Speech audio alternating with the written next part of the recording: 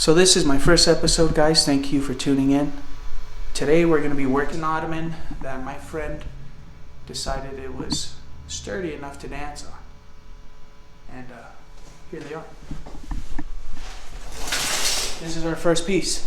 Right here, this is the Ottoman. As you can see right here, there's an indentation here because it no longer has support underneath. Well, let's get into it. It's pretty good, huh? What are you doing that name? Alright, this right here is my carpentry apron. It is an apron, as you can see. Un mandil. Eso que ya soy mandilón. Okay. Let's lay down maybe some plastic.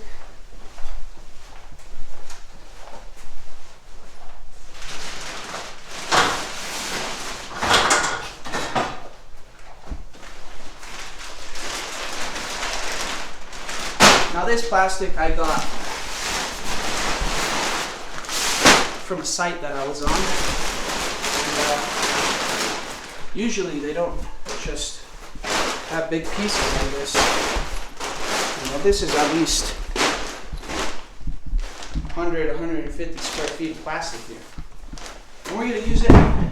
This is dirty as it is, but let's not make it more dirty. And I want you guys to see what's going on underneath and how we're going to fix it. So the side that has the dent is that bottom side over here. It like this. And we might even take these off.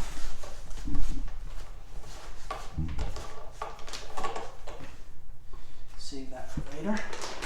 Just put that in a little cup holder. And no worries, but I'm going to rip this off.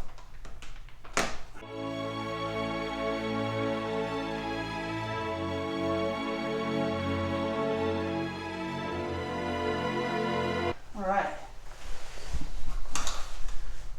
Now if we come this way and we zoom in right here, we can start to assess our problem. Right here, it seems that we've broken a tension band that used to hold this together. And by the looks of it, yeah, only one has ripped.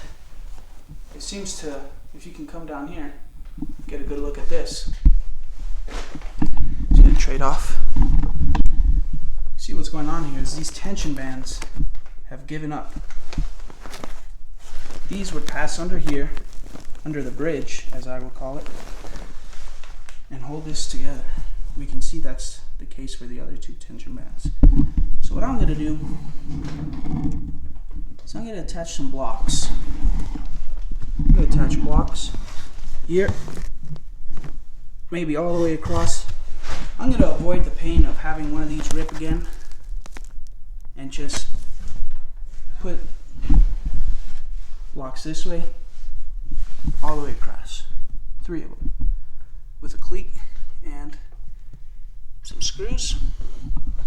It looks like this is maybe 1/2 inch OSB here. We could really assess that if we wanted to. Check. No, it feels like 3/4.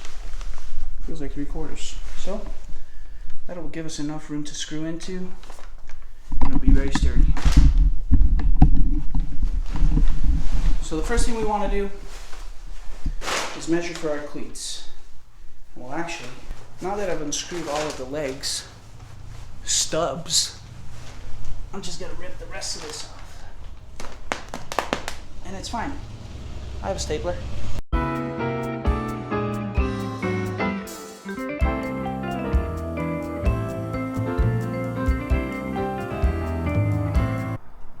We'll cut it out. Alright, easy does it. Check it out. We're open. Now I'm just going to cut some oak. That's all I really got.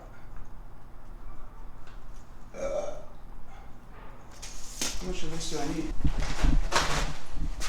61. So, should have enough of that. Alright.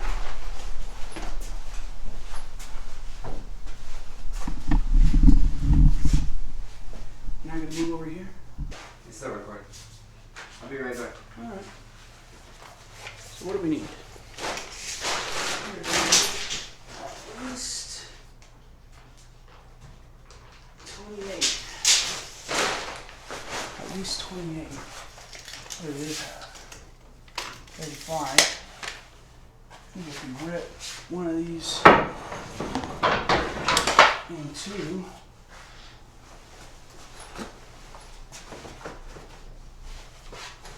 That'd be good.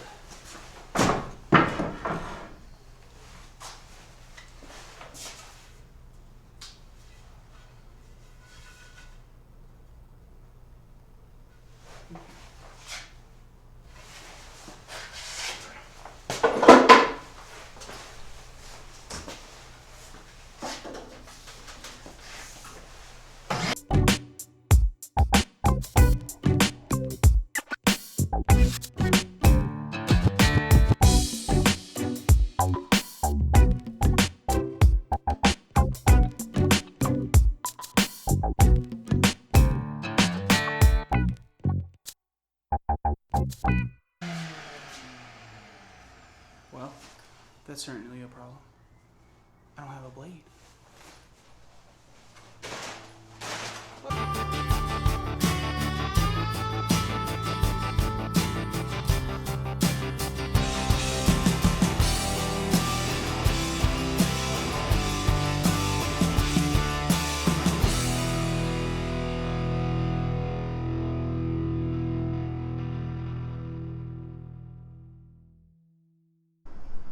Alright, so here I just flashed you guys my 1/8 inch countersink with a 1/4 inch head. I'm going to be using this to pre-drill my oak material so that it doesn't split when I insert my screws. Here I am laying out marks at 2 inches followed by segments of 8 inches for a total of 5 screws. These are going to be 1 1/4 inch screws that will screw into our plywood, 3/4 inch plywood, and 3/4 inch material of oak. Means that our screw will penetrate into the plywood by 1/2 inch, which is plenty for what we're doing here.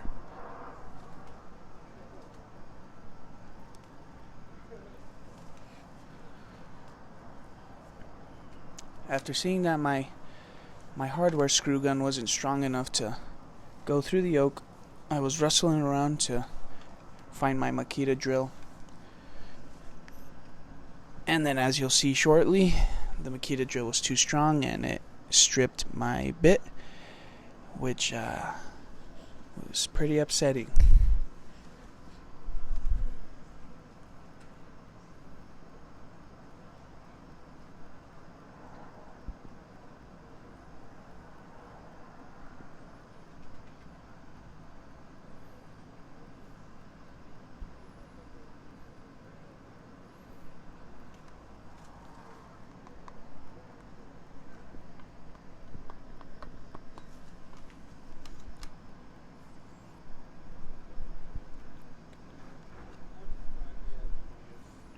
And here I am trying to take out the bit,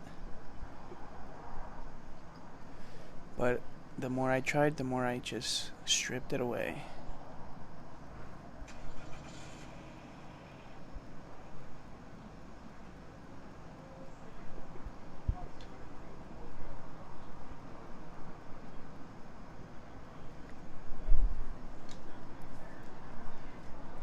Eventually I was able to get it out.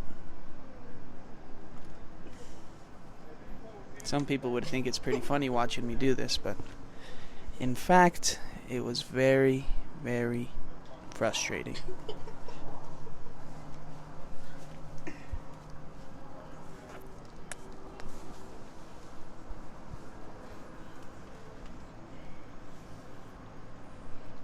Finally ended up trying to switch out the bit, but they were too short. It only passed the countersinking head by about 3/16 of an inch, and that's nowhere near enough to penetrate my 3/4 inch choke.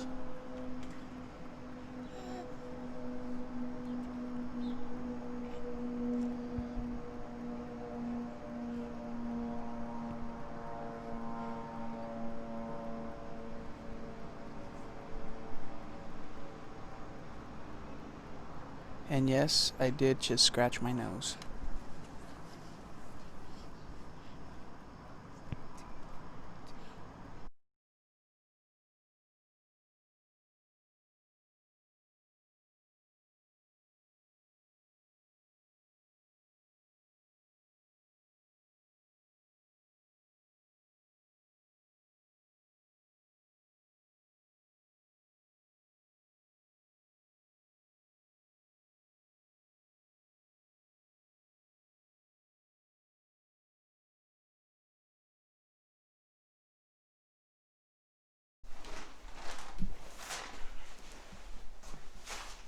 The only time I've ever gone straight to the point is when my baby was conceived.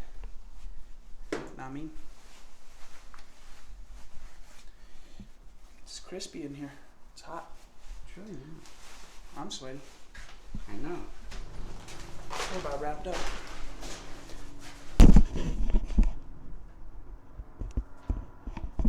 Hello. Hello! Ow! Ow!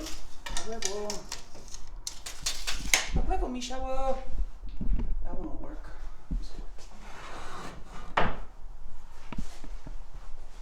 Mucho pedo, primo.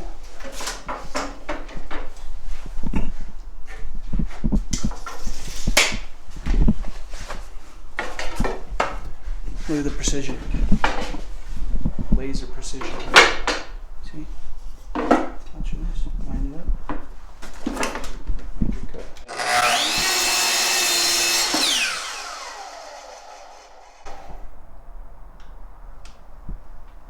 Forgot the vacuum. You see, this is where it pays to have an automated switch, to have another hose, another vacuum, or in my case, with my idea, PVC with a Y, double hose, you know, got dust everywhere. That's a pain in the ass. Well, damn. Well, that's darn tootin'. Unfortunate, isn't it?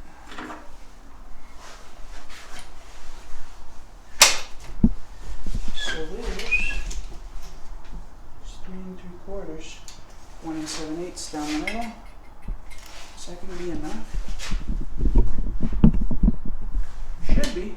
Should be good enough. Now look at this. See this here? This stick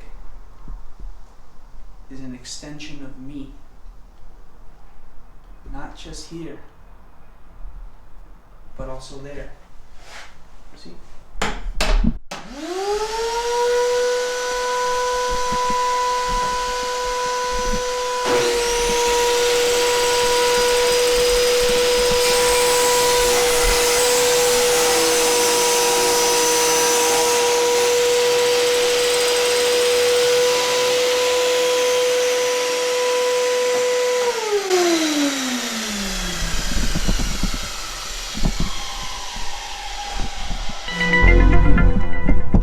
See? That board, this is my tension rod here. It wants to be on top of this, right here. But this is creating too much tension. So what I'm going to do is cut a little notch here so this can slide over and I can manage to pull that off. A huevo.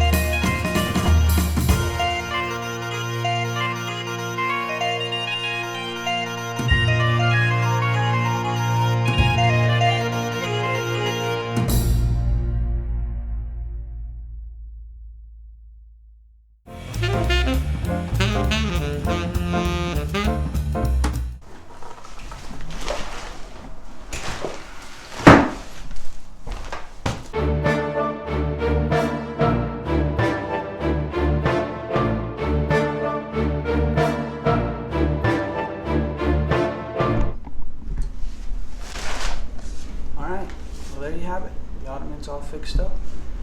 No more dimples. And I think he's gonna be happy. If you like that video, you're definitely gonna like what's coming next.